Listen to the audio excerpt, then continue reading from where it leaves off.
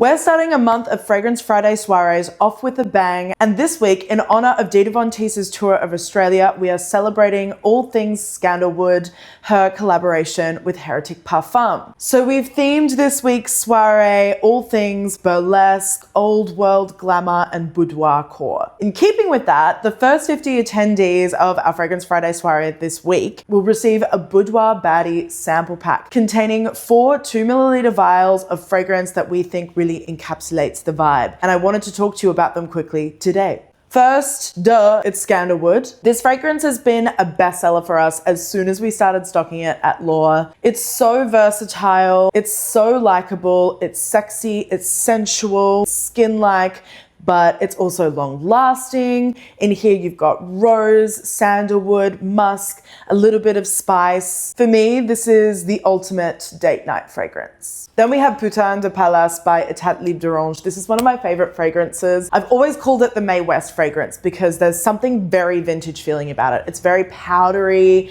It's got a little bit of floral, a little bit of spice, but then it's got this kind of musky funk underneath it that really raunches it up. It kind of smells like used pantyhose, powder puffs, perfumes, but in a really sexy and modern way. Then we have V3, The Heart of Passion by Map of the Heart. This is a really bubbly, bright, fruity fragrance that has a bit of spice, it has a bit of wood, there's an element of sensuality there, but it's also really vibrant and flirtatious and extroverted, perfect for a performer. And lastly, Nightstand by Perdressar, a beautiful wisteria and lilac fragrance, but there's also a little bit of licorice in here, there's some pink pepper.